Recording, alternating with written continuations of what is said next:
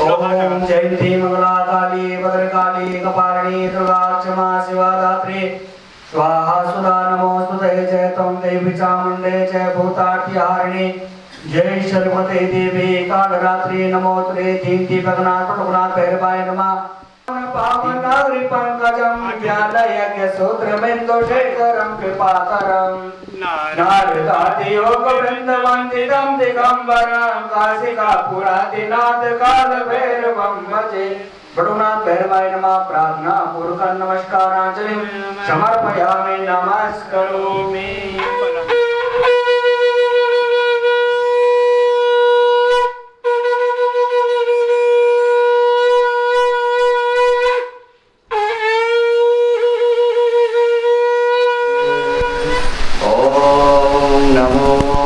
भगवते वासुदेवाय।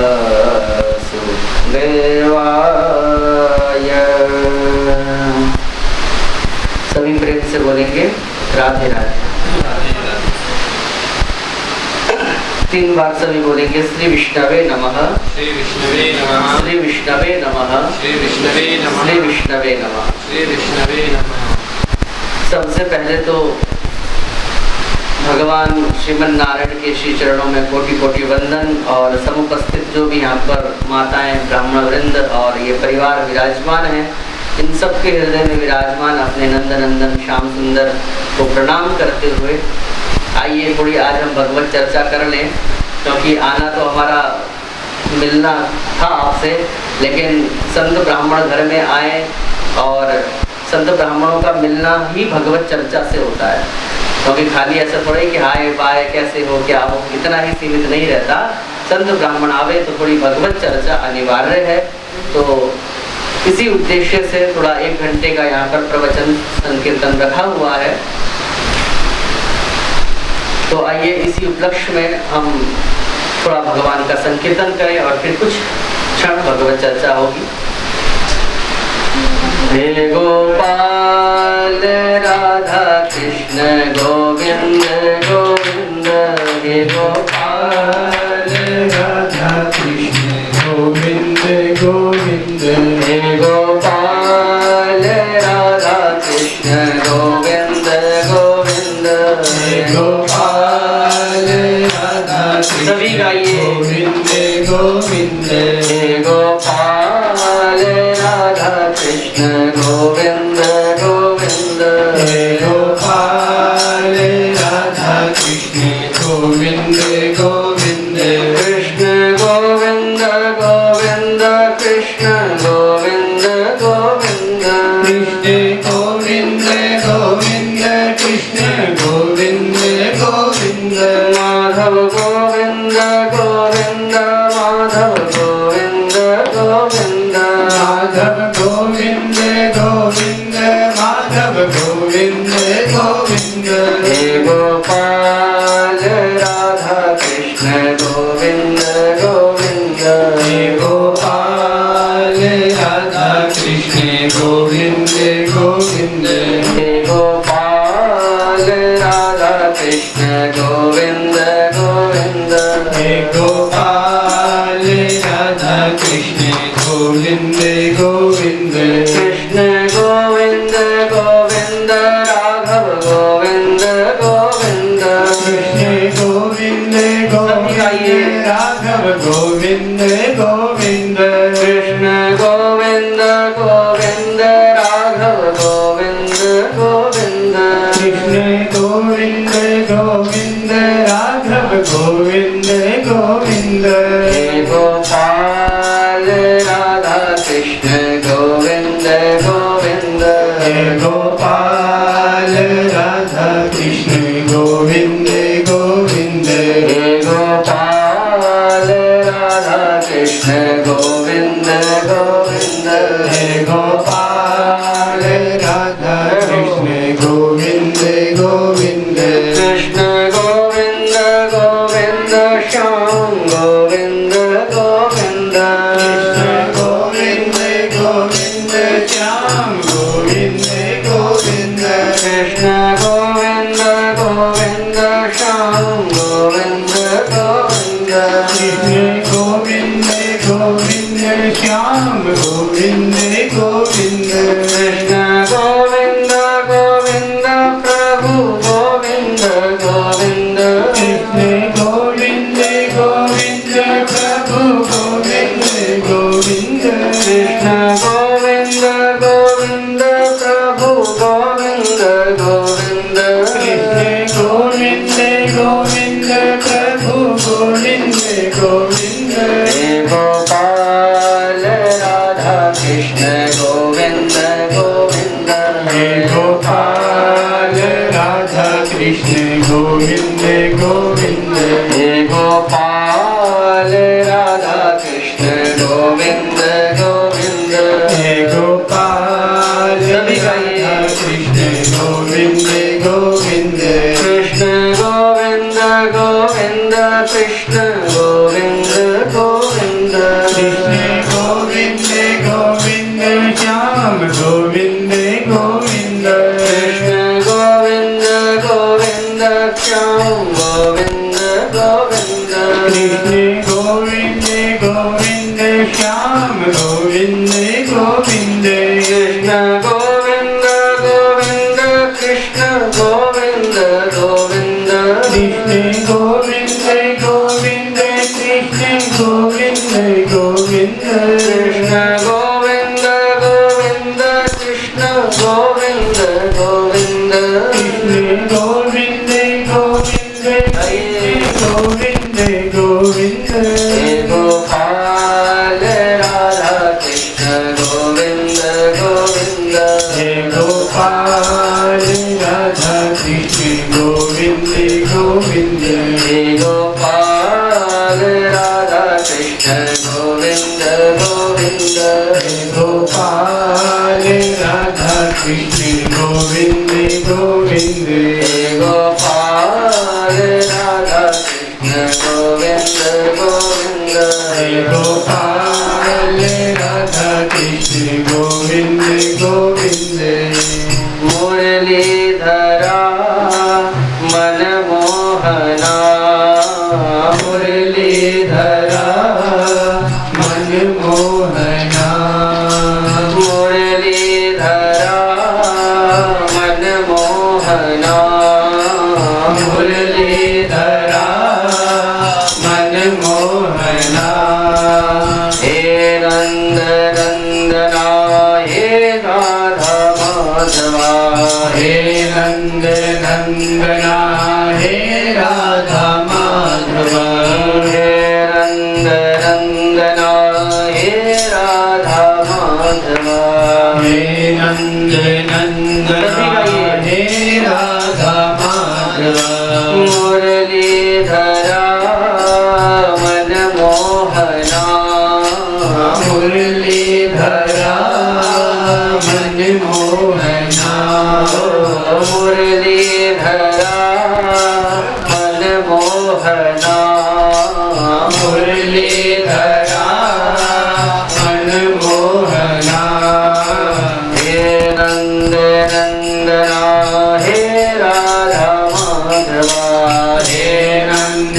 नंदना हे राधा माधवा हे नंद नंदना हे राधा माधवा हे नंद नंदना हे राधा माधवा मुरलीधरा मनमोहना मुरलीधरा मनमोहना मुरलीधरा मनमोहना मुरलीधरा मेरे मनमोहना मुरलीधरा मेरे मनमोहना मुरलीधरा मनमोहना मुरलीधरा मनमोहना मुरलीधरा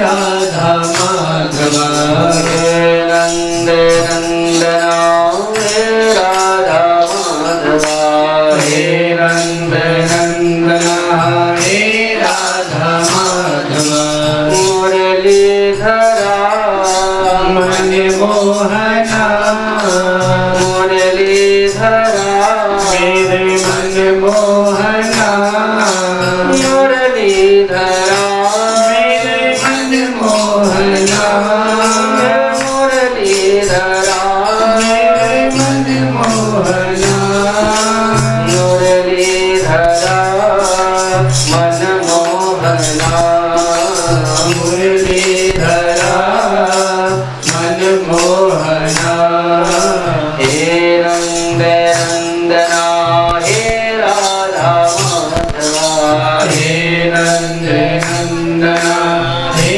राधा माधव हे नंद नंदना हे राधा माधवा हे नंद नंदना हे राधा माधव हे नंद नंदना हे राधा माधवा हे नंद नंदना हे राधा माधव हे गोपाल राधा कृष्ण गोविंद गोविंद हे गोपाल राधा कृष्ण गोविंद गोविंद हे गोपाल राधा कृष्ण गोविंद गोविंद हे गोपाल राधा कृष्ण गोविंद गोविंद कृष्ण गोविंद गोविंद कृष्ण गोविंद गोविंद कृष्ण गोविंद गोविंद ताली की सेवा करते हुए गोविंद कृष्ण गोविंद गोविंद कृष्ण गोविंद गोविंद कृष्ण गोविंद गोविंद कृष्ण गोविंद गोविंद हे गोपाल राधा कृष्ण गोविंद गोविंद हे गोपाल राधा कृष्ण गोविंद गोविंद हे गोपाल राधा कृष्ण गोविंद गोविंद हे गोपाल राधा कृष्ण गोविंद गोविंद कृष्ण गोविंद गोविंद राघव गोविंद गोविंद कृष्ण गोविंद गोविंद राधा गोविंद गोविंद कृष्ण गोविंद गोविंद राघव गोविंद गोविंद कृष्ण गोविंद गोविंद राघव गोविंद गोविंद कृष्ण गोविंद गोविंद कृष्ण गोविंद गोविंद कृष्ण गोविंद गोविंद राघव गोविंद गोविंद कृष्ण गोविंद गोविंद कृष्ण गोविंद गोविंद कृष्ण गोविंद गोविंद कृष्ण गोविंद गोविंद गोपाल राधा कृष्ण गोविंद गोविंद हे गोपाल राधा कृष्ण गोविंद गोविंद हे गोपाल राधा कृष्ण गोविंद गोविंद हे गोपाल राधा कृष्ण गोविंद गोविंद हे गोपाल राधा कृष्ण गोविंद गोविंद हे गोपाल राधा कृष्ण गोविंद गोविंद कृष्ण गोविंद गोविंद माधव गोविंद गोविंद केशव गोविंद गोविंद राघव गोविंद गोविंद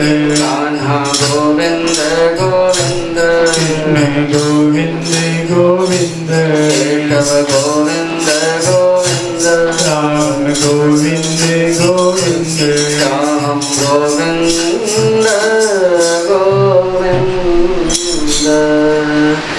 वृंदावन बाकी व्याहलाल की जय। सबसे पहले तो आपको सर्वप्रथम गुरु पूर्णिमा की बहुत बहुत हार्दिक शुभकामनाएं। परसों ही गुरु पूर्णिमा का पर्व था, जिसके अंतर्गत अपने अपने गुरु को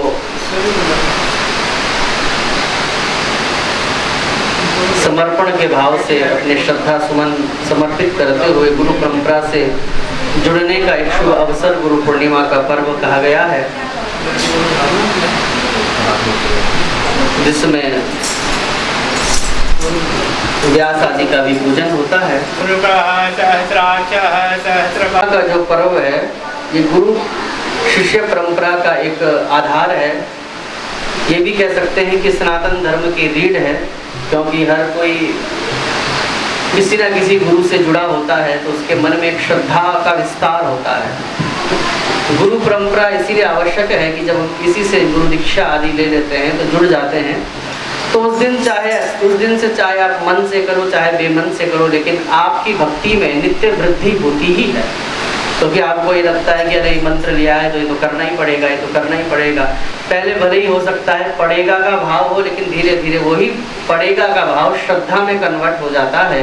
और भगवान श्री कृष्ण गीता में कहते हैं श्रद्धावान लभते ज्ञानम। अगर गुरु शिष्य परंपरा का आधार न हो तो हमारे पास जो आप लोग भागवत सुनते हैं, आप लोग रामायण सुनते हैं, आप लोग शिव महापुराण श्रवण करते हैं, जो आप सब कुछ श्रवण करते हैं, तो इसके मूल में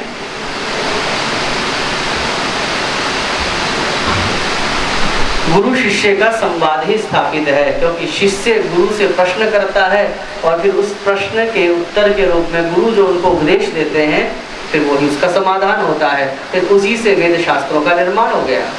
वेद शास्त्र पुराणों में क्या है, यही तो है कि शिष्य ने अपने गुरु से प्रश्न किया, गुरु जी ये क्या होना चाहिए, तो फिर गुरु जी ने उसका उत्तर दिया। फिर वही पुस्तक के माध्यम से, ग्रंथों के माध्यम से, पुराणों के माध्यम से हमारे सामने उपस्थित है। तो ऐसे गुरु पूर्णिमा पर्व की आप सभी को हार्दिक हार्दिक बहुत बहुत शुभकामनाएं।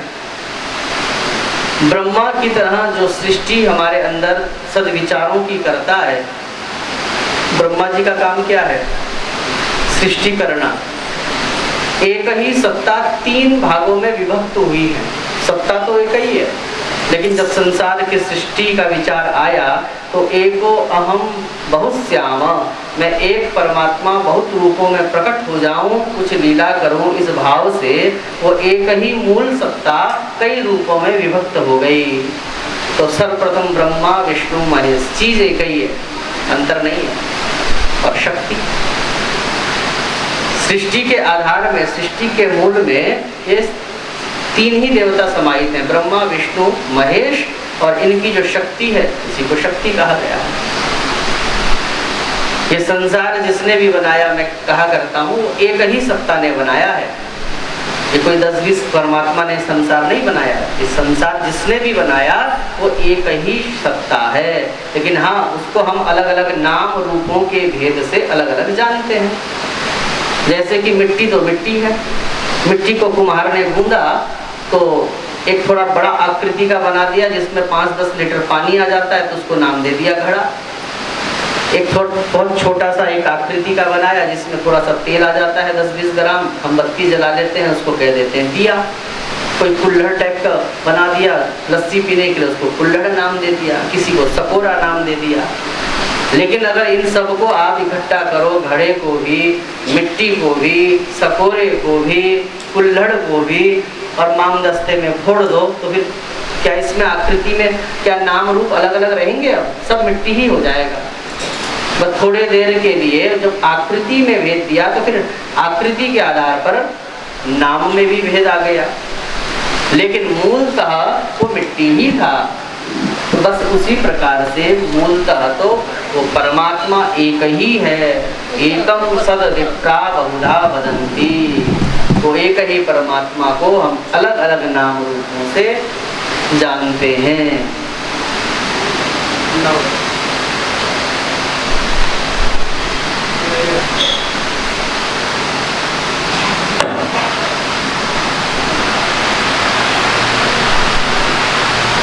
तो एकम सद विप्रा बहुधा वदन्ति। तो अब विचार ये आता है कि एक ही परमात्मा अलग अलग रूपों में क्यों बना? एक ही चीज होती तो बढ़िया था। कई लोग तो, कई सनातनी हिंदू लोग स्वयं ही कह देते हैं इतने सारे त्योहार हैं, किस किस के व्रत करें। कभी नवरात्र आ जाता है, कभी शिवरात्रि आ जाती है, कभी हनुमत जयंती आ जाती है, तो एक ही होता परमात्मा, तो सरलता हो जाती कि एक ही को पूजना है। सरलता नहीं होती, निरस्ता आ जाती। निरस्ता कैसे? आप क्या है, आपको अगर रोज पराठे खिलाए जाए तो आप एक दिन थक जाओगे ना, मन देखने का भी मन नहीं लगेगा, खाने का तो छोड़ो। अगर आपके पास विकल्प विद्यमान है तो आज पराठा खाने का मन हुआ, आज पराठा खा लिया, कल पूरी खाने का मन हुआ, पूरी खा लिया, और जब तेल वाला ज्यादा खा के जी मिचमिचाने लगा तो सूखी रोटी खा ली। तो वैसे ही जब एक ही चीज हमारे पास होती है, जब हमारे पास विकल्प नहीं होता, ऑप्शन नहीं होता, तो व्यक्ति के अंदर निरस्ता आ जाती है, जबरदस्ती के भाव से उसके पीछे लगना पड़ता है।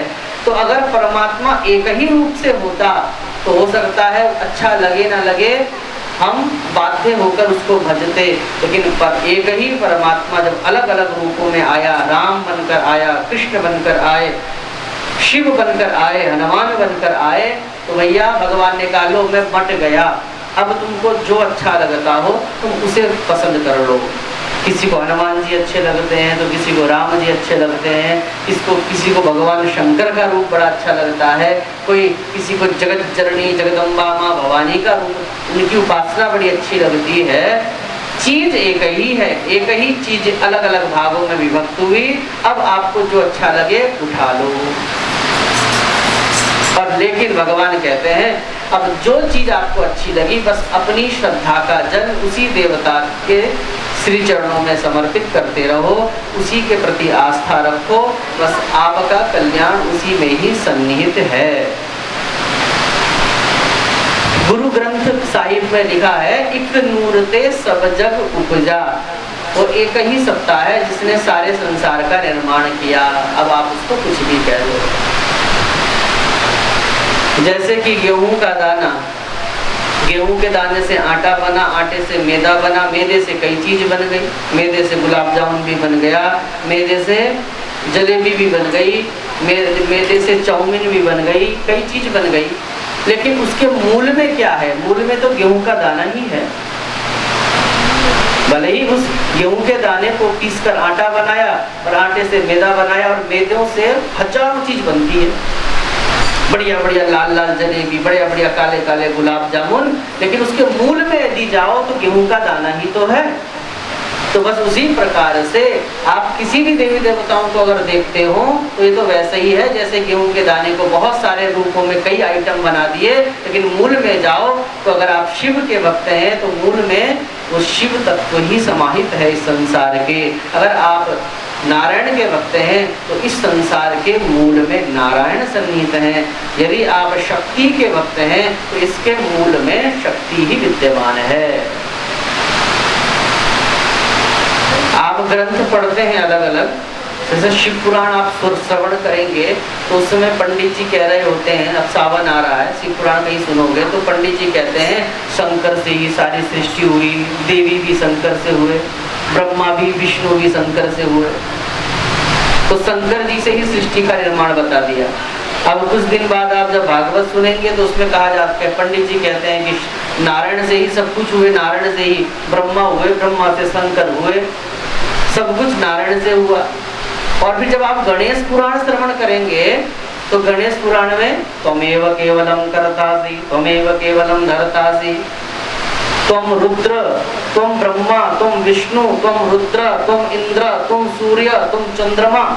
वहां पर गणेश जी को ही सब कुछ कहा गया है, तुम ही ब्रह्मा हो, तुम ही विष्णु हो। तो खोपड़ी हो गई, कभी नारायण को जगत का आधार बताते हैं, कभी शिव को जगत का आधार बताते हैं, कभी गणेश जी को जगत का आधार बताते हैं। हो सकता है ऐसा हो कि जिसने गणेश जी को जगत का आधार बताया वो गणेश जी का भक्त रहा हो, जिसने शिव को आधार बताया वो शिव का भक्त रहा हो, और जिसने नारायण को जगत का आधार बताया वो नारायण का भक्त रहा हो।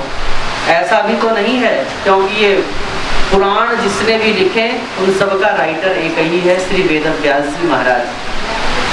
वेद व्यास जी महाराज ने ही इन समस्त पुराणों को लिखा, तो फिर अलग अलग पुराणों में अलग अलग देवता को क्यों आधार बताया? तब वेद व्यास जी महाराज कहते हैं कि कि श्रद्धा के अनुसार जिसकी जो रुचि हो उसकी श्रद्धा में किसी भी प्रकार से अल्पता ना आ जाए, उसको कहीं अपना देवता छोटा ना लगने लगे। इसलिए वेद व्यास जी महाराज कहते हैं भाई चीज तो एक ही है, लेकिन जिस पुराणों की रचना मैंने की उसी तत्व को, उसी संबंधित तत्व पुराण संबंधित देवता को ही मैंने सृष्टि का आधार बता दिया, तो ये चीज तो एक ही है। तो ये छोटी छोटी चीजें समझने वाली हैं। शिवस्य हृदयं विष्णु विष्णोश्च हृदयं शिवम तयोरप्यंतरम नास्ति भेदकृत नरकम व्रजे। शिव का हृदय विष्णु है, विष्णु का हृदय शिव है, इनमें अंतर नहीं है। भेदकृत नरकम व्रजे। जो देवताओं में भेद करता है वह नरकगामी होता है। तो समझ आया चीज क्या है, एक ही है। अब पंजाब की साइड, इधर हरियाणा की साइड गुरु के प्रति बहुत श्रद्धा रखते हैं, तो यहाँ पर गुरु को ही भगवत तुल्य देख लेते हैं, जो कि गुरु ने कोई सृष्टि थोड़ा ही बनाई, लेकिन क्षेत्र का भाव है। तो यहाँ पर गुरु को ही यहाँ पर बहुत सम्मान के साथ भगवत स्वरूप का दर्शन कर लेते हैं। गुरु ग्रंथ साहिब में ग्रंथ को ही सृष्टि का आधार मानते हैं। तो श्रद्धा का विषय है, यादृशी भवति श्रद्धा तादृशी फलति भवेत्। जिसकी जैसी श्रद्धा होती है वैसा ही उसको फल प्राप्त होता है। श्रद्धा जीवन का आधार है। गीता में भगवान ने कहा है श्रद्धावान लभते ज्ञानम, बिना श्रद्धा के ज्ञान प्राप्त हो ही नहीं सकता। श्रद्धा कैसे प्राप्त होती, ज्ञान कैसे प्राप्त होता है, श्रद्धा से। जब तक गुरुओं के प्रति, मैं केवल आध्यात्मिक जगत के गुरुओं की बात नहीं कर रहा हूँ, अगर स्कूल में भी बच्चा स्टडी कर रहा है, अगर उसकी अपने गुरु के प्रति श्रद्धा नहीं है तो फिर उसको ज्ञान प्राप्त नहीं हो सकता। अब आप कहेंगे कि अरे वो व्यक्ति तो गुरु की कोई आदर करता नहीं था लेकिन बहुत अच्छी जॉब कर रहा है, उसको तो अच्छी जॉब मिली है। तो देखिए विद्या में और ज्ञान में अंतर है। बल्कि शास्त्रों ने तो यहाँ तक कहा कि अश्रद्धा से यदि आपको गुरु से कोई ज्ञान प्राप्त होता है तो उसको आप जानकारी कह सकते हैं, ज्ञान नहीं। क्योंकि ज्ञान तो वो पवित्र वस्तु है कि भगवान गीता में कह रहे हैं नहीं ज्ञानेन सदृशम पवित्रम इह विद्यते। ज्ञान से अतिरिक्त इस संसार में दूसरी कोई पवित्र करने वाली वस्तु नहीं है। इसलिए ज्ञान के प्रति हमें हमारा हमेशा आकर्षण होना चाहिए। कहीं भी सत्संग हो, कहीं भी प्रवचन हो, 100 बातें बताई हैं, 2 तो दिमाग में आएंगी। इसलिए ज्ञान के प्रति हमेशा हमारा झुकाव होना चाहिए। तो श्रद्धावान लभते ज्ञानम। इसलिए विद्यार्थी को भी अपने गुरुओं के प्रति सम्मान का भाव होना चाहिए। नहीं तो आपको जानकारी तो मिल जाएगी, ज्ञान नहीं मिलेगा। जानकारी और ज्ञान में बहुत अंतर होता है। ज्ञान जो होता है वो विनम्रता के आसन पर बैठता है और जानकारी अहंकार के आसन में बैठती है। तो हमको जानकारी नहीं चाहिए, हमें ज्ञान चाहिए। ज्ञान विनम्रता के आसन में बैठता है। अगर कोई बहुत ज्ञानी है उसके बाद उसको अहंकार आ जाए तो हम उसको ज्ञानी नहीं कह सकते, जानकार कह सकते हैं कि हाँ अपने विषय का जानकार है। क्योंकि ज्ञान का तो फल है विनम्रता। जैसे कि वृक्ष में जितने जितने फल आते हैं, आपने देखा ही होगा, सुना ही होगा कि उतना वो वृक्ष झुकता है। जितना फल आएगा उतना, जितना लगेगा उतना वो झुकेगा। तो वैसे ही ज्ञान का फल जब जीवन में आता है तो व्यक्ति के अंदर विनम्रता आनी चाहिए।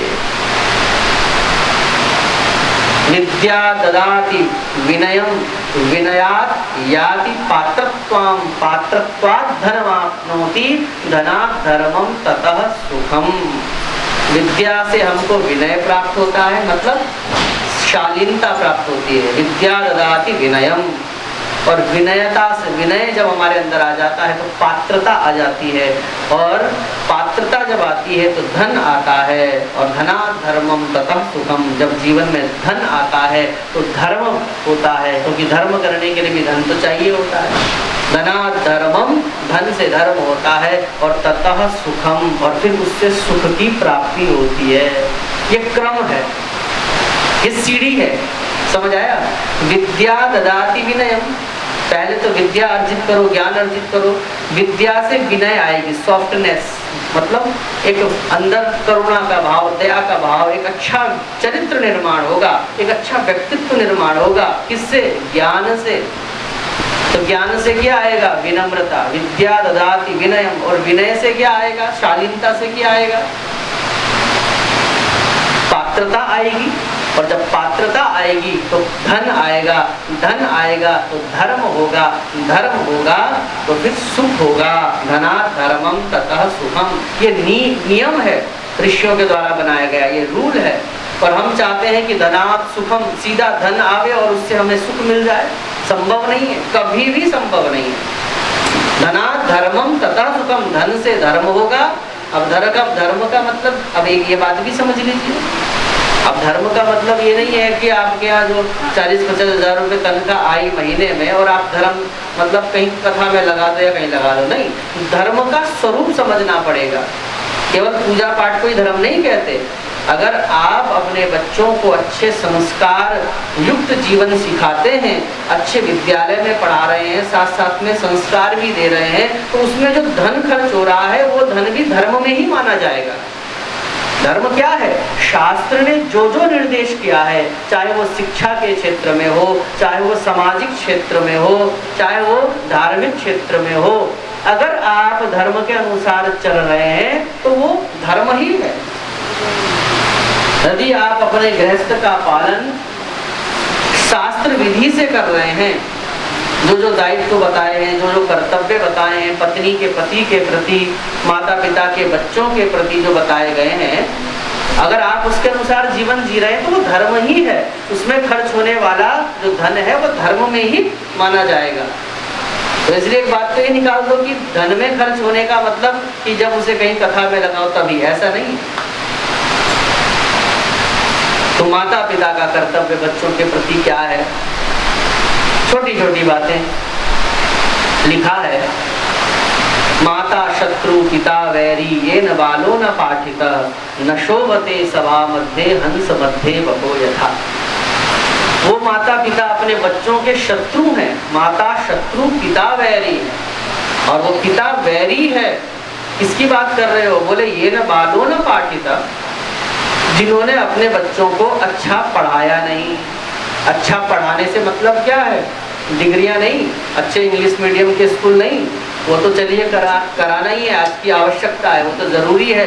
लेकिन इसके साथ साथ यदि आपने अपने बच्चों को संस्कार नहीं सिखाया, अपनी संस्कृति, अपने सनातन धर्म की परंपराओं को नहीं सिखाया, कोई पर्व आता है कि बेटा ये पर्व में हमारी परंपरा चल रही है, इस त्योहार को हमारे कुल वाले, हमारे बुजुर्ग इस प्रकार से मनाते थे, अब हम बूढ़े हो रहे हैं, अब तुमने भी इसको करना है, तो उनको आगे करो।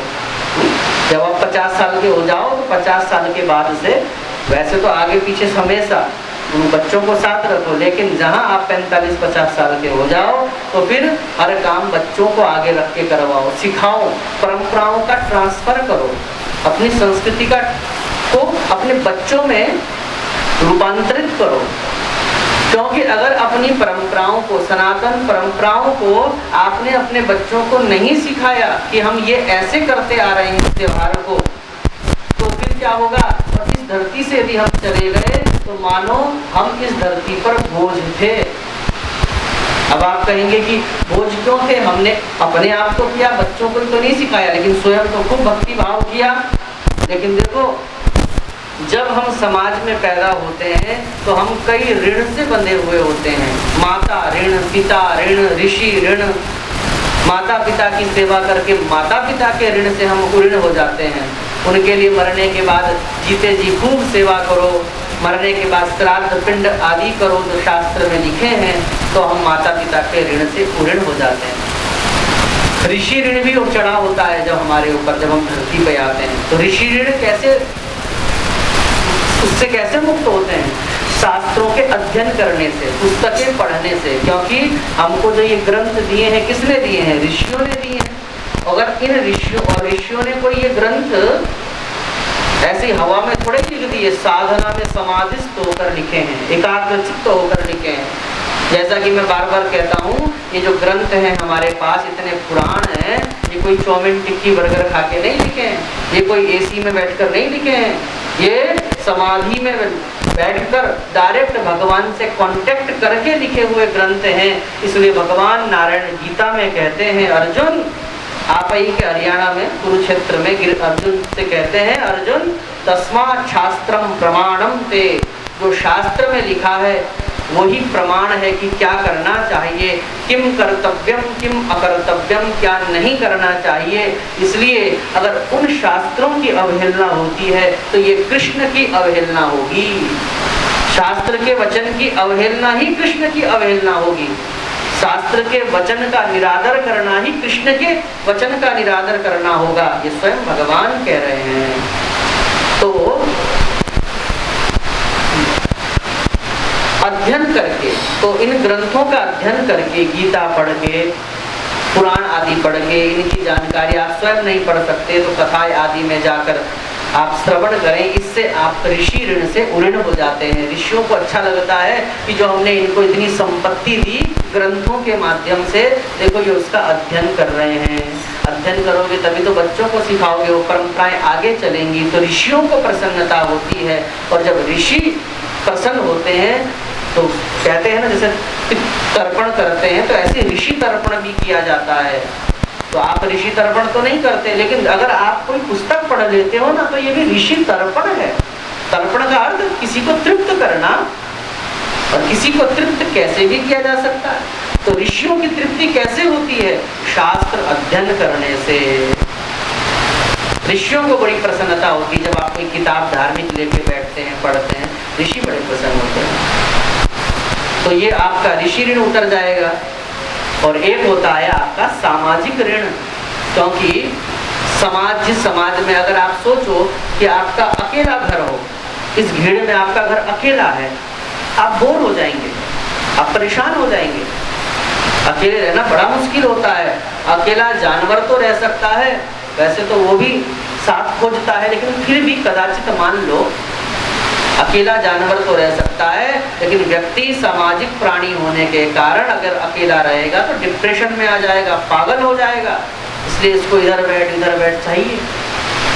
वो अलग बात है कि इधर बैठ उधर बैठ करते हुए आप अच्छी चर्चा कर रहे हो या चुगली निंदा कर रहे हो, तो आपका विवेक है, लेकिन इसको चाहिए, उठक बैठक तो इसको चाहिए।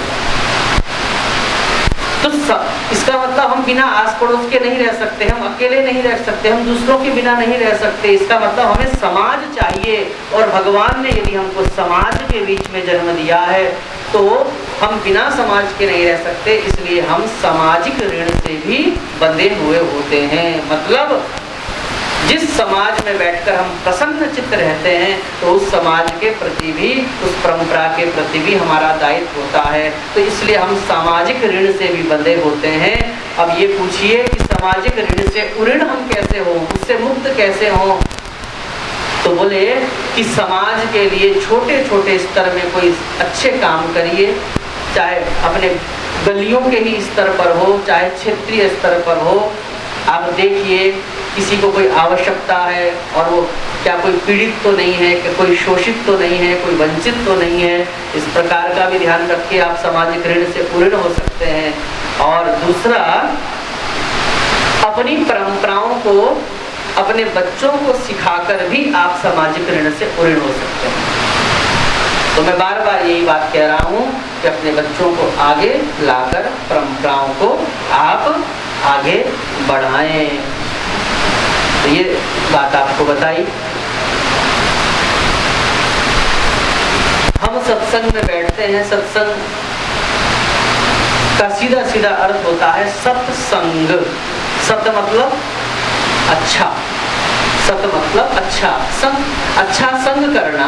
क्योंकि अगर यहाँ हम नहीं आते, यहाँ हम नहीं बैठते, यहाँ अगर प्रवचन नहीं होता तो ये आपके 2 घंटे कहाँ जाते?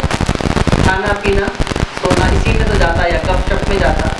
तो ये जो 2 घंटे हैं ये आपके अन्य दिनों के घंटों के बराबर नहीं है, ये बहुत अमूल्य है आपको कि आपने इन 2 घंटों से, क्योंकि ये श्वास कितनी कीमती है। अब वो श्वास हमको फोकट में मिल रही है तो उसकी वैल्यू नहीं पता हमको, वो अलग बात है, लेकिन श्वास कितनी कीमती है। श्वास श्वास में कृष्ण भज, वृथा श्वास मत खोए, ना जाने या श्वास की आवनी हो या न होए।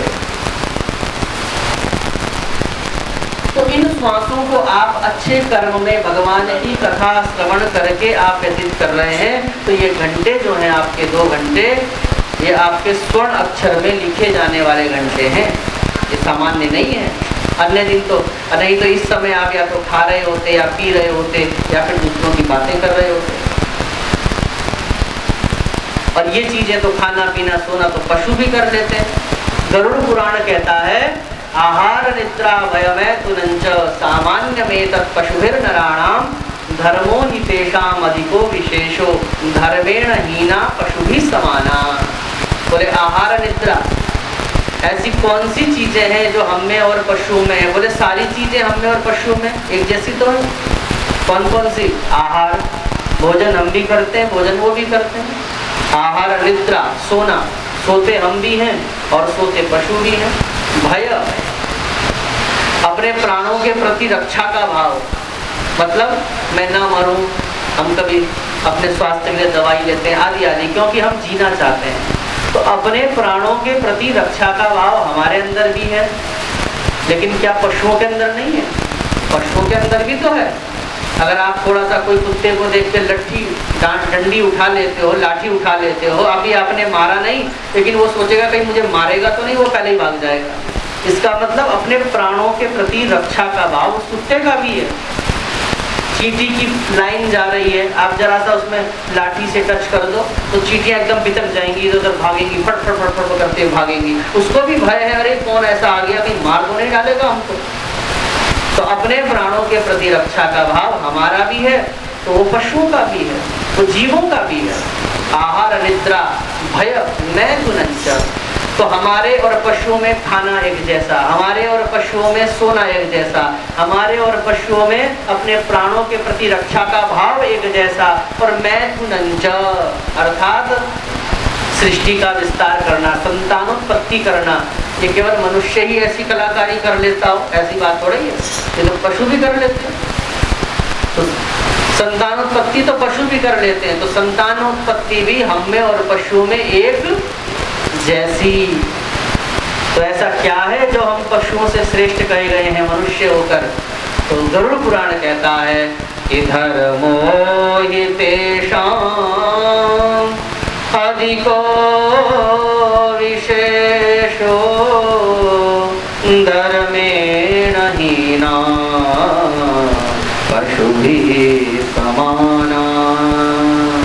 धर्मो हि तेषां अधिको विशेषो, बोले वो धर्म ही है जो हमको पशुओं से श्रेष्ठ बनाता है। फिर गरुड़ पुराण से कहा कि ऐसे तो बहुत से लोग हैं जिनके जीवन में धर्म नहीं है। फिर वो क्या है?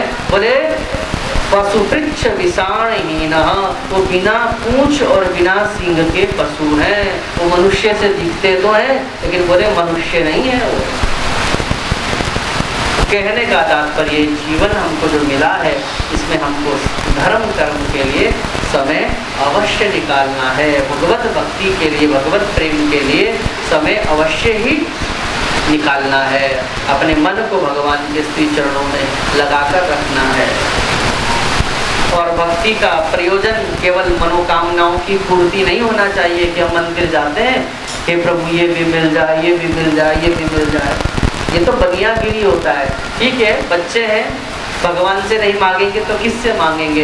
तो पहले तो आपके जीवन में भगवान से जुड़कर संकल्प छिपे हो कि ठीक है ये संकल्प की पूर्ति हो जाए। लेकिन जीवन भर संकल्पों की पूर्ति के लिए ही मंदिर जाना जीवन का लक्ष्य नहीं होना चाहिए।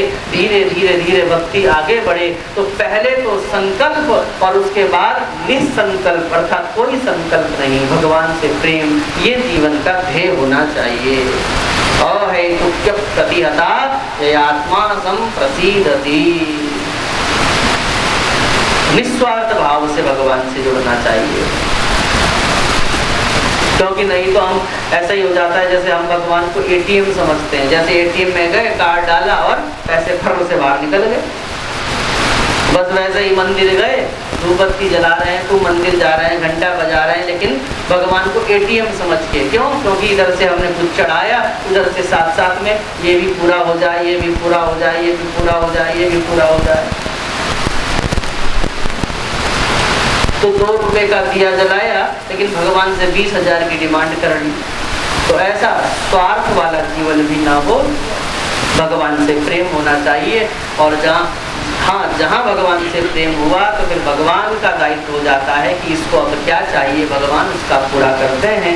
अरण्यास चिन्तयन्तो माम ये जनः पर्युपासते तेषां नित्याभियुक्तानां योगक्षेमं वहाम्यहम्। तो इसलिए हमारा धर्म बढ़ना चाहिए। क्या बढ़ना चाहिए? धर्म। पहले जो किया था आज काट रहे हो, भगवान की कृपा से सब अच्छा है, लेकिन आगे के लिए यदि सद्विचारों को नहीं बोओगे तो फिर आगे क्या काटोगे? इसलिए पहले जो बोया था आज काट रहे हो, लेकिन आज भी बोते रहो कुछ ना कुछ, ताकि आगे काटने को मिले।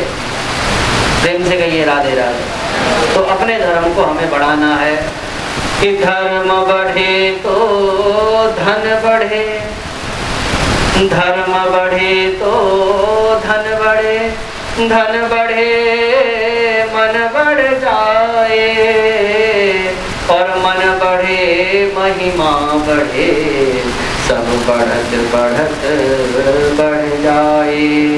और धर्म घटे तो धन घटे, मन घटे, धर्म घटे तो धन घटे, धन घटे मन घट जाए, और मन घटे महिमा घटे, सब घटत घटत घट जाए। तो नुकसान का सौदा ना हो, प्रॉफिट का सौदा हो। मनुष्य जीवन मिला है तो आगे के लिए भी कुछ ना कुछ भगवान का नाम चिंतन लेते हुए बोलते रहें, तो धर्म ही हमको सुख देता है। कई लोग ऐसा भी सोचते हैं कि कई धार्मिक लोगों को तो हमने बहुत दुखी देखा, फिर ऐसा क्यों? और जो कुछ नहीं करते वो बहुत अच्छा। तो जैसा कि हमको सिर्फ एक नाक की सिदाई में नहीं देखना है शास्त्रों के सूत्रों को। हमको अगर हम शास्त्र के सूत्र को समझना चाहते हैं तो हमारा चतुर्मुखी विकास होना चाहिए। जैसा कि ब्रह्मा जी के 4 मुंह है ना, तो 4 मुंह अर्थात चारों तरफ बुद्धि लगाकर उस चीज को सोचो कि शास्त्र में क्या बात किस तरीके से लिखी है। क्योंकि अगर सीधे सीधे नाक की सिदाई में समझोगे तो आप तो ये कहोगे कि अरे आप कह रहे हो पंडित जी धर्म बढ़ने से तो सुख होता है। ऐसा कई लोग देखे हैं कि बड़े दुखी हैं, और अधिकांश ऐसा ही लोग कहते हैं कि धार्मिक लोग तो और दुखी। अरे भैया शास्त्र में ये भी तो लिखा है, गहना कर्मणो गति, कर्म की गति इतनी गहन है, पूरा मक्कड़ जाल है। हमको तो लगता है कि आज हम कष्ट भोग रहे हैं, राम राम किसी का कुछ किया भी नहीं था, भगवान का भजन ही तो किया था, फिर इतने दुखी क्यों है? ये हम इसलिए बोल रहे हैं क्योंकि हमारी दृष्टि केवल हमारे एक जन्म पर पड़ रही है, जो कि जन्म हमने कितने ले लिए। भगवान श्री कृष्ण आप ही के कुरुक्षेत्र में अर्जुन से कहते हैं, अर्जुन बहुना जन्मना मनते, तेरे बहुनी में व्यतीतानि जन्मानि तव चार्जुना, तान्यहम वेद सर्वाणि नत्वं वेत्था परन्तप। अर्जुन को क्या कह रहे हैं? अर्जुन ने भगवान को प्रणाम किया, तो भगवान जब गीता का उपदेश दे रहे हैं तो क्या कहते हैं? अर्जुन बहुनी में व्यतीतानि, तेरा मेरा जन्म पहले बार का एक साथ नहीं है। बहुनी में व्यतीतानि, बहुनी बहुत सारे जन्म तू और मैं एक साथ लेकर पैदा हो चुके हैं, लेकिन तान्यहम वेद सर्वाणि, तानि सर्वाणि त्वं न वेत्थ, उन सबको तू नहीं जानता, अहम जानामि, मैं जानता हूँ, तू नहीं जानता। तो जब भगवान के साथ 24 घंटे चलने वाला अर्जुन नहीं जानता अपने पिछले जन्म के बारे में, तो हम क्या है? तो हम एक ही जन्म को देखते हैं और फिर भगवान को पूछते हैं, तूने ये क्या कर दिया, तूने ये क्या कर दिया। अरे अगर आपको कोई दुख मिला है, ज्ञान का आश्रय लो और ये सोचो कोई बात नहीं, मैंने कभी बोया था, मुझे काटना है, तो ठीक है मैं अपना प्रारब्ध घिस रहा हूँ, क्योंकि भोगना तो आप नहीं है, ये भगवान का नियम है। अवश्यमेव भोक्तव्यम कृतम कर्म शुभाशुभम, आपने जो कर्म किया है वो अवश्यमेव भोक्तव्यम, वो आपको अवश्य ही भोगना पड़ेगा। एक नहीं, बोले चाहे 100 जन्म ले लो उसके बाद भी भोगना पड़ सकता है। यहाँ तक कि अगर प्रलय भी हो जाए ना तो उसके बाद भी जब हमें दोबारा जन्म मिलेगा, प्रलय के बाद भी कर्म नहीं मरता। सब कुछ मर जाता है लेकिन कर्म नहीं मरता। यदि आपने भागवत की कथा सुनी होगी तो उसमें एक प्रसंग आता है कि नारद जी वेदव्यास जी को बता रहे हैं भगवान की कितनी महिमा है। ये कहाँ पर बता रहे हैं? बद्रिकाश्रम में, बद्रीनाथ के पास में जो माना गांव है जहाँ गुफा है व्यास जी की, तो उस स्थान में दोनों का संवाद हो रहा है। किसका? व्यास जी का और नारद जी का। तो नारद जी बता रहे हैं कि भगवान के नाम की इतनी महिमा है कि देखो जो ये नारद है ना, ये नारद पूर्व जन्म में एक दासी का पुत्र था। मेरी माँ शूद्र वर्ण में पैदा हुई थी, घरों में झाड़ू पोछा मारती थी, मैं उसका छोटा बच्चा था। तो जिस राजघराने में मेरी माँ झाड़ू पोछा मारती थी तो वहाँ पर बोले एक बार संतों का आना हुआ, और तो माता झाड़ू पोछा मारती थी तो संतों के भी कमरे में झाड़ू मारती, पोछा मारती और फिर उनकी सेवा करती, और फिर उनके बर्तन, जूठे बर्तन, अब दासी है तो राजमहल में तो वही धोएगी, तो संतों के जूठे बर्तन भी वही धोती। और संतों के साथ, अपनी माँ के साथ बैठ बैठकर जब वो संत उन राजा परिवार को प्रवचन सुनाते तो मेरी माँ भी कोने में ऐसे खड़ी होकर प्रवचन सुनती, श्रद्धा से सुनती। और मैं अपनी माँ का लाडला, मेरी माँ भी मुझे गोद में बैठाती और मुझे भी कथा सुनाती। और धीरे धीरे धीरे धीरे उस कथा के प्रभाव से क्या हुआ, जब संत गए तो नारद जी ने कहा मेरा तो भगवान से बड़ा प्रेम हो गया, मुझे भी लेके चलो। संतों ने कहा कि तुम्हारी माता जीवित है अभी, तुम पहले माता की सेवा करो, यही धर्म है। क्योंकि हमें ये भी तो देखना है ना कि कब कौन सा धर्म कहाँ फिट बैठता है। तो माता है, माता को छोड़ के जंगल चले जाएंगे तो वह अधर्म हो जाएगा। माँ को छोड़कर अगर खुद नारद जी जंगल चले जाएंगे तो अधर्म हो जाएगा। तो धर्म की परिभाषाएं सिचुएशन के हिसाब से बदलती हैं, देश काल परिस्थिति के हिसाब से। कहीं पे झूठ बोलना, भाई शास्त्र कहता है सत्य बोलना धर्म है, झूठ बोलना धर्म है? नहीं है ना, झूठ बोलना धर्म तो नहीं है। लेकिन कहीं पर सत्य बोलना अधर्म हो जाता है और असत्य बोलना धर्म हो जाता है। वो आपने कई बार सुना होगा कि कोई पंडित जी नदी में स्नान कर रहे थे, एक कसाई हाथ में तलवार लेकर भाग रहा था उस गाय को मारने के लिए, और गाय उस पंडित जी के आगे से होते हुए गई और ओझल हो गई। कसाई दौड़ता दौड़ता आया, पंडित जी ने कहा कि पंडित जी गाय देखी क्या आपने, कहाँ गई? अब पंडित जी को पता था कि इस झाड़ी की ओट से होती भी इधर चली गई, लेकिन पंडित जी ने सोचा अगर सच बोल दूंगा तो ये तलवार से गाय को मार डालेगा। और यहाँ पर उनका झूठ धर्म था और उनका सच अधर्म बन जाता। अगर वो सच बता देते कि यहाँ गाय छिपी है और वो मार डालता तो वो सत्य अधर्म बन जाता। तो इसलिए उन्होंने झूठ बोल दिया, बोले गाय तो उस तरफ गई है। तो देश काल परिस्थिति के अनुसार शास्त्र में यह कहा है कि सत्यम वद प्रियम वद, सत्य कहो लेकिन सत्य प्रिय होना चाहिए, सत्य हितकर होना चाहिए। तो नारद जी कह रहे हैं कि मेरी माँ का और मैंने खूब प्रवचन श्रवण किया। संतों ने कहा कि तुम्हारी माता जीवित है, पहले उनकी सेवा करो। और मैं माता की सेवा करने लगा। और संत चले गए, रात दिन भगवान का भजन कीर्तन करता, और भगवान नारायण के द्वारा मुझको ये वीणा प्राप्त हुई, और इस प्रकार से मैं नारायण नारायण भजन करता हूँ। लेकिन उस जन्म में मैं दासी का पुत्र था, ध्यान से सुनिएगा, पूर्व जन्म में दासी का पुत्र था। उसके बाद क्या हुआ? प्रलय आ गया। क्या आ गया? प्रलय का समय आ गया और सारी की सारी सृष्टि भगवान के उदर में समाहित हो गई। और प्रलय जब हुआ तो भगवान फिर अनंत काल तक सो गए हैं। पुनः वेदों के मंत्र ने जगाया, प्रभु उठिए सृष्टि करिए। और भगवान अब जब पुनः सृष्टि करने लगे, भगवान के शरीर से के देवता जब प्रकट होने लगे, ब्रह्मा जी भगवान के नाभि कमल से प्रकट हुए। इस प्रकार से सृष्टि हो रही है। तो नारायण से ब्रह्मा हुए और ब्रह्मा जी की गोद से कौन पैदा हुए? नारद जी पैदा हुए। तो जो पूर्व जन्म में दासी पुत्र थे, इस जन्म में क्या पैदा हुए? नारद बनकर पैदा हुए। क्यों? क्योंकि पिछले जन्म में भगवान का भजन किया था। तो नारद जी के पूर्व जन्म में और नारद जी के नए जन्म के बीच में एक प्रलय जैसा समय बीता, महाप्रलय जैसा समय बीता, सृष्टि का अंत हो गया और उसके बाद भी नारद जी का कर्म नष्ट नहीं हुआ। देखो, पहले वाले कर्म के आधार पर नारद जी को नया जन्म प्राप्त हुआ। तो मेरा कहने का तात्पर्य, हमारा कर्म कभी भी मरता नहीं है, हम मरते हैं, कर्म नहीं मरता। इसलिए अगर भक्ति मार्ग में चल के दुख आवे तो विचलित मत होना, ये सोचना भोगना तो हम नहीं है। ठीक है, भगवान इस शरण में रहकर हम भोग रहे हैं, धीरे धीरे जब अपना कर्म का लेखा समाप्त हो जाएगा तो अवश्य ही भगवान आप पर कृपा करेंगे। तो कर्म भोग हमारा, ये तो सफाई है हमारी, इसलिए विचलित नहीं होना।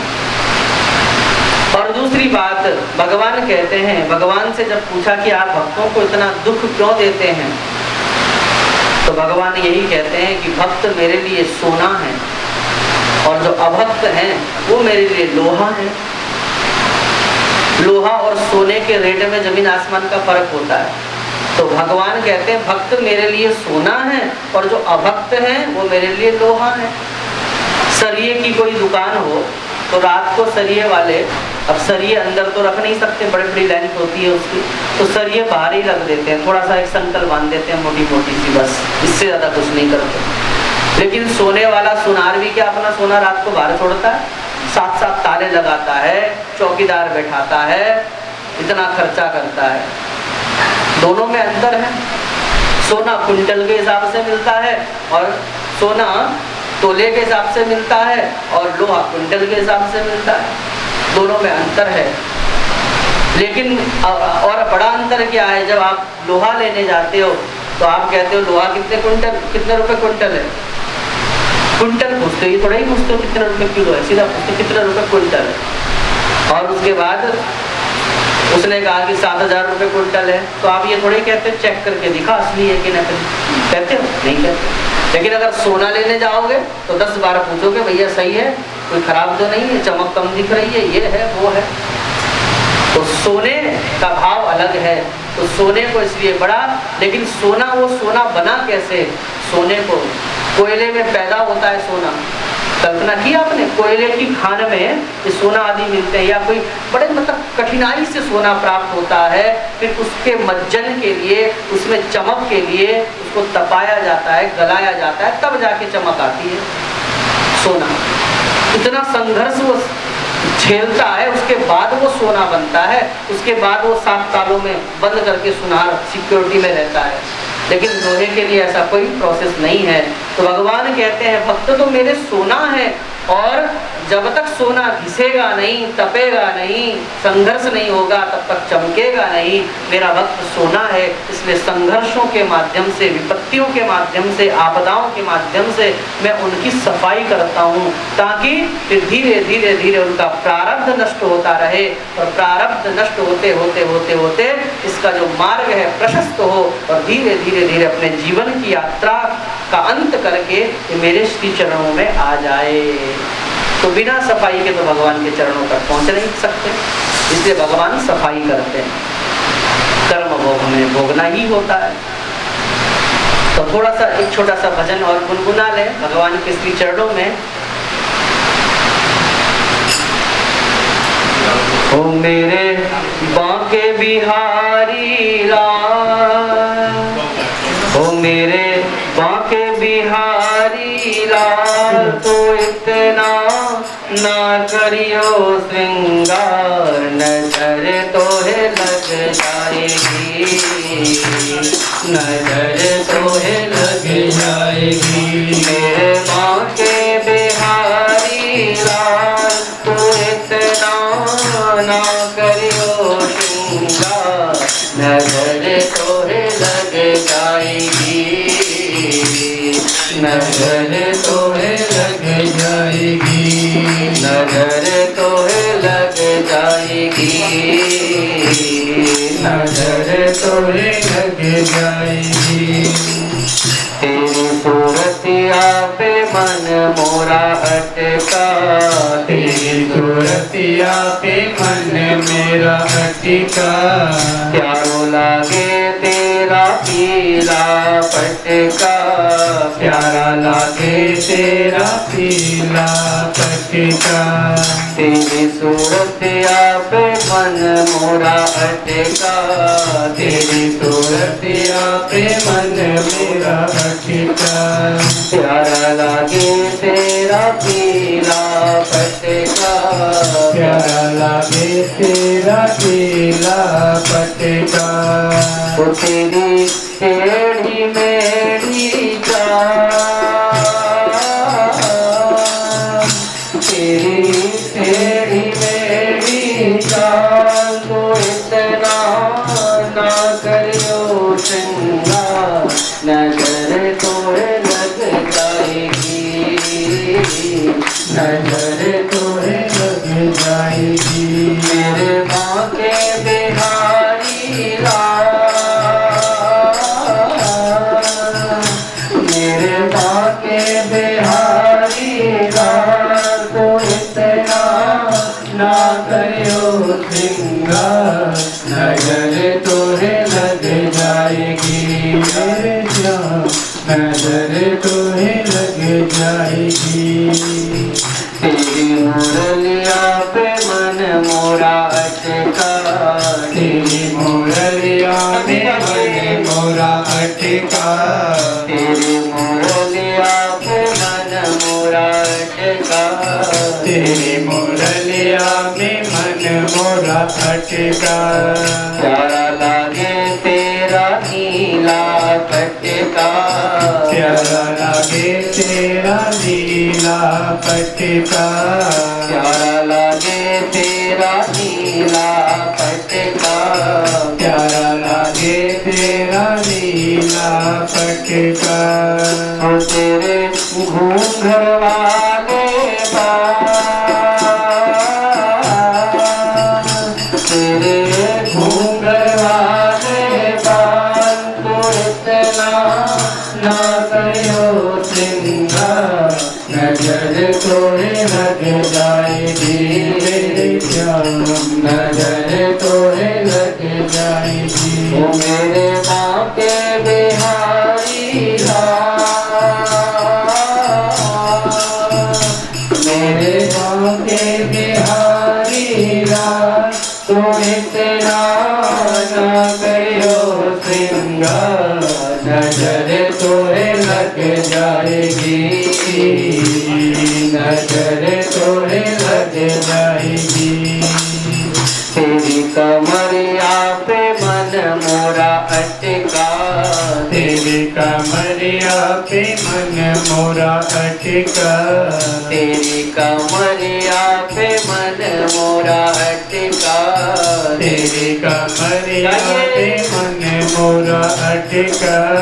प्यारा लागे तेरा काला पटका, प्यारा लागे तेरा काला पटका। प्यारा लागे तेरा काला पटका, प्यारा लागे तेरा काला पटका। वो तेरे गल बसंती माँ, वो तेरे गल बसंती माँ न करियो तुम इतना श्रृंगार, नजर तोहे लग जाएगी। नजर तोहे लग जाएगी। ओ मेरे बांके बिहारी लाल, ओ मेरे बांके बिहारी लाल तो इतना ना करियो श्रृंगार, नजर तोहे लग जाएगी। नजर तोहे लग जाएगी। नजर तोहे लग जाएगी। नजर तोहे लग जाएगी। ओ मेरे बांके बिहारी लाल तो इतना ना करियो श्रृंगार,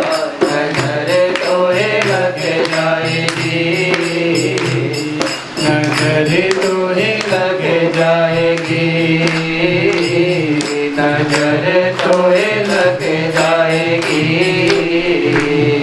नजर तोहे लग जाएगी। ओ मेरे बांके बिहारी लाल, ओ मेरे बांके बिहारी लाल, तू इतना ना करियो श्रृंगार, नजर तोहे लग जाएगी, नजर तोहे लग जाएगी। और वृंदावन बांके बिहारी की जय। प्रेम से कही श्यामी। तो चर्चा चल रही थी अवश्यमेव भोक्तव्यम कृतम कर्म शुभाशुभम। तो सत्संग, सत्संग का अर्थ है अच्छा संग करना, इसी को सत्संग कहते हैं। संग का बहुत बड़ा महत्व होता है। शास्त्र में तो यहाँ तक लिखा है, जो माताएं एक दूसरे परिवार की निंदा करती हैं, स्कंद पुराण की बात बता रहा हूँ, स्कंद पुराण में लिखा है, जो माताएं अपने घर परिवार की बातें इधर उधर जाकर बैठती हैं, एक दूसरे की निंदा करती हैं, तो बोले उस स्त्री के बगल में बैठने मात्र से भी बोले आपके अकाउंट में जितना भी पुण्य है वो बैलेंस 0 हो जाता है। मैं अपने मन से नहीं कह रहा हूँ, स्कंद पुराण की बात। अन्य पापों में तो ऐसा लिखा है, अगर आप शराबी के बगल में बैठकर खाना खा रहे हो, आपने शराब नहीं पी लेकिन आप शराबी के बगल में बैठकर भोजन कर रहे हो, तो उस शराबी का 20% पाप उसके अकाउंट से उछलकर आपके अकाउंट में आ जाएगा। अगर आप जुआरी के बगल में या उसके घर में आना जाना या उसके साथ आना जाना भी करते हो, आपने जुआ नहीं खेला लेकिन केवल उसके साथ उसका स्पर्श करने मात्र से भी उस जुआरी के जो पाप हैं उसका 20% उछल के आपके खाते में आ जाएगा। तो उसी स्कंद पुराण में ये भी लिखा है कि यहाँ तो 20% की बात हो रही है, लेकिन वो कौन सी स्थिति ऐसी होती है कि हमारे अकाउंट में जितना भी पुण्यों का बैलेंस हो वो 0 हो जाता हो। वो कब होता है? बोले वो तब होता है जब किसी की आप निंदा करते हो, चुगली करते हो, तो बोले आपके अकाउंट में कितना भी पुण्यों का बैलेंस हो वो एकदम 0 बैलेंस हो जाता है, फिर दोबारा कमाई करो। तो कहने का तात्पर्य, शास्त्र ने निंदा को बहुत बड़ा, दूसरे की बातों को करने को बहुत बड़ा पाप माना है।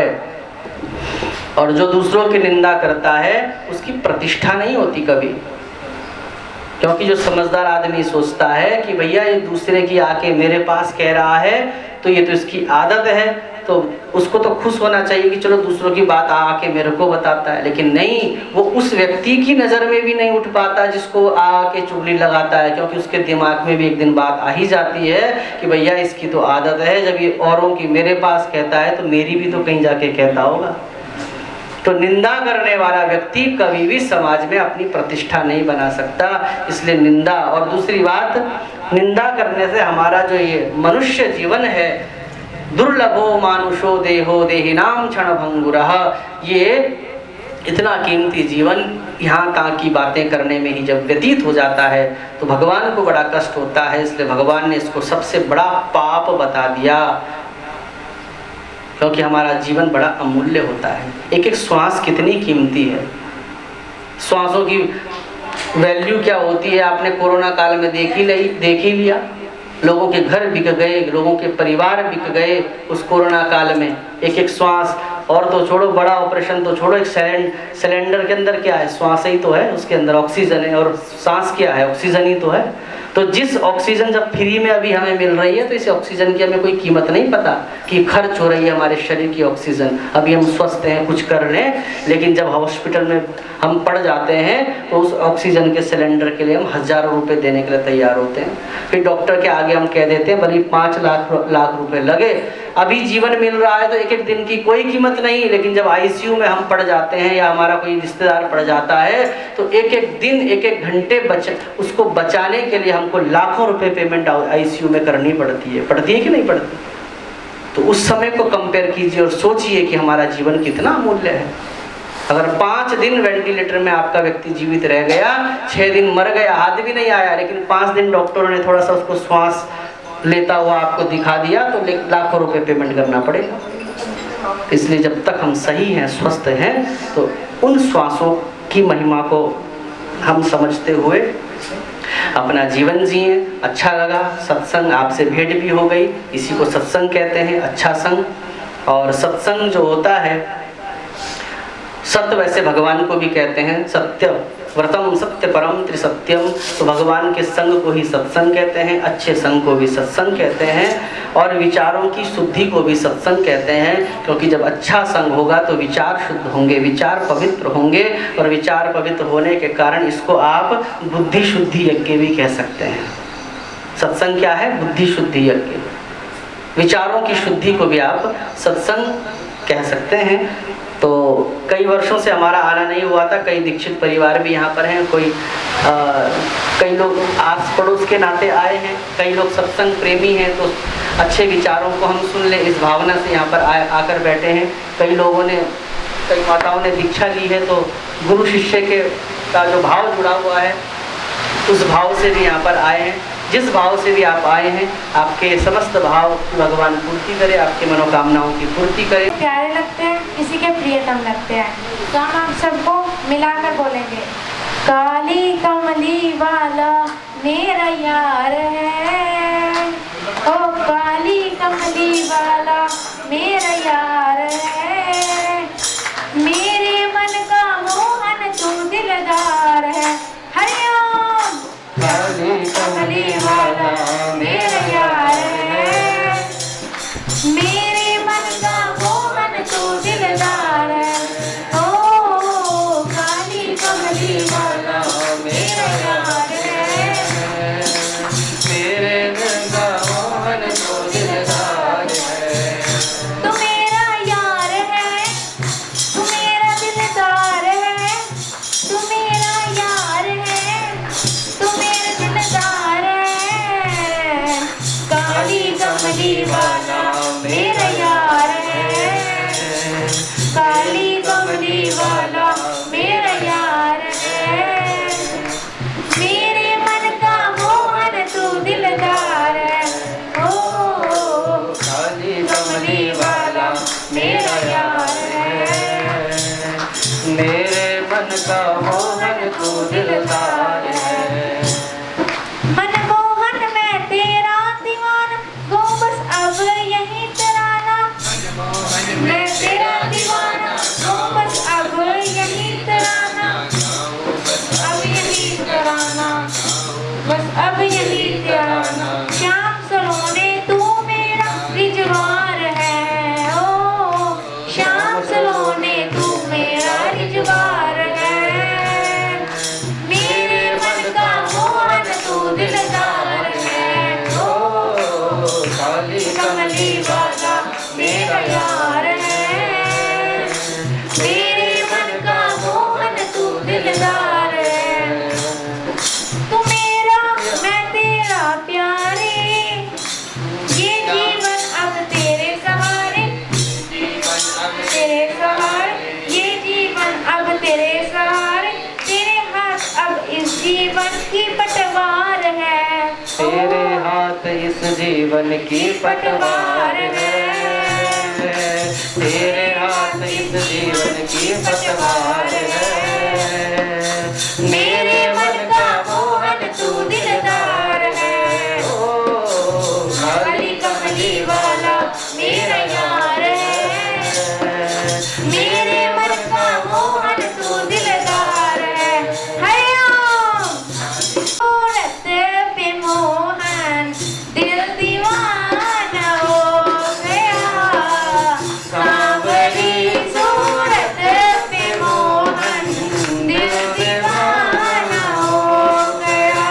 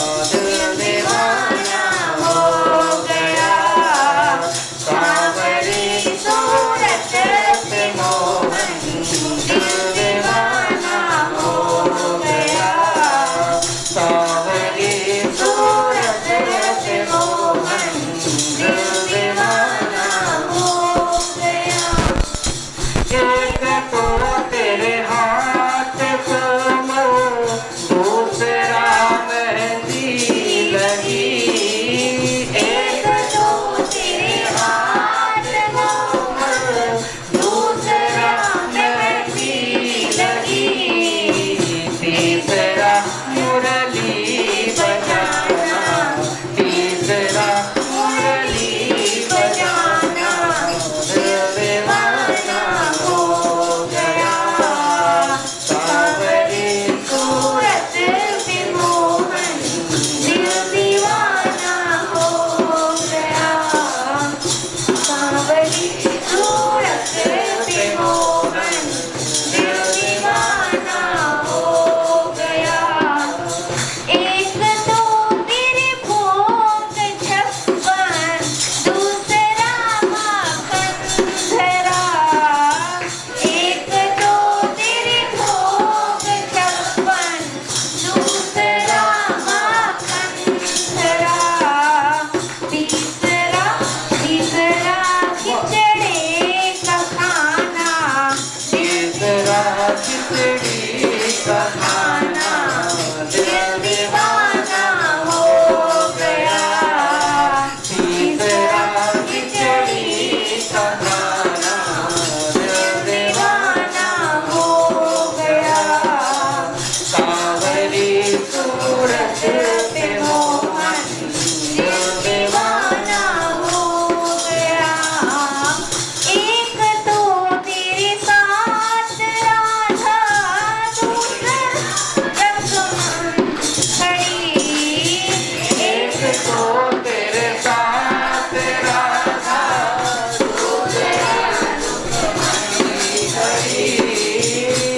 तीसरा मेरा आना, दिल दीवाना हो गया। तीसरा मेरा आना, दिल दीवाना हो गया। सावरी सूरत पे मोहन, दिल दीवाना हो गया।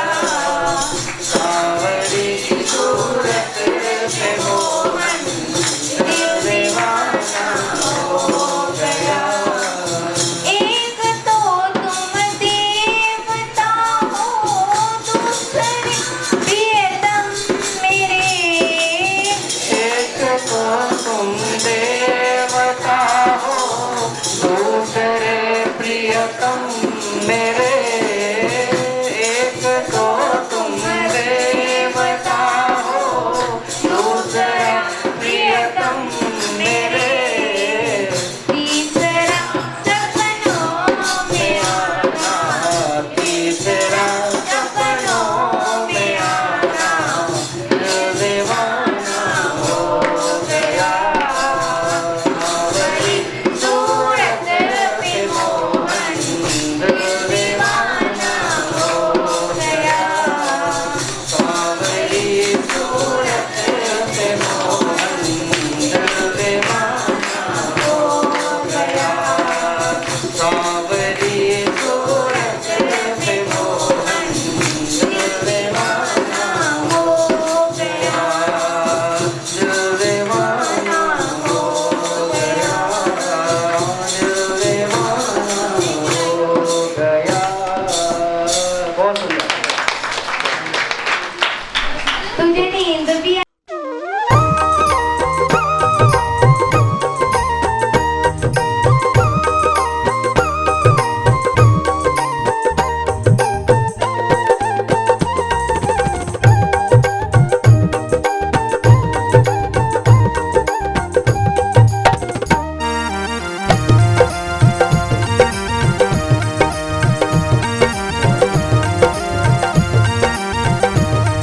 जगत के रंग क्या देखूं, तेरा दीदार काफी है। जगत के रंग क्या देखूं, तेरा दीदार काफी है। करूं मैं प्यार किस किस से, तेरा एक प्यार काफी है। करूं मैं प्यार प्यार किस किस से, तेरा एक प्यार काफी है। जगत के रंग क्या देखूं, तेरा दीदार काफी है।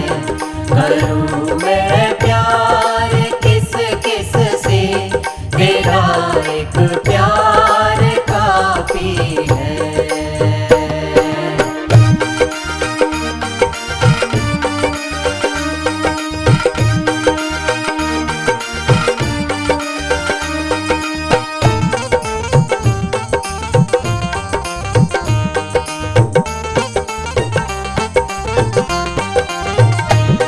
नहीं चाहिए ये दुनिया के निराले रंग ढंग मुझको, नहीं चाहिए ये दुनिया के निराले रंग ढंग मुझको, निराले रंग ढंग मुझको, निराले रंग ढंग मुझको। चला जाऊं मैं वृंदावन, तेरा दरबार काफी है। जगत के रंग क्या देखूं, तेरा दीदार काफी है। करूं मैं प्यार किस किस से, तेरा एक प्यार काफी है।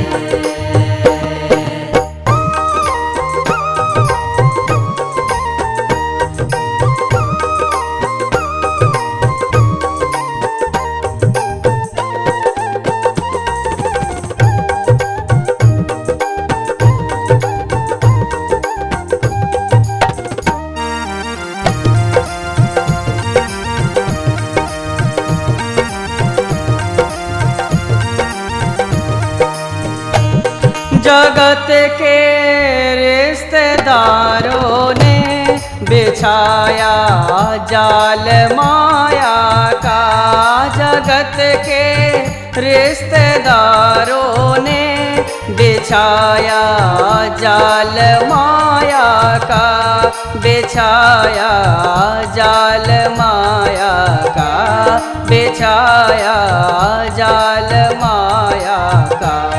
तेरे भक्तों में हो प्रीति, तेरा परिवार काफी है। जगत के रंग क्या देखूं, तेरा दीदार काफी है। करूं मैं प्यार किस किस से, तेरा एक प्यार काफी है।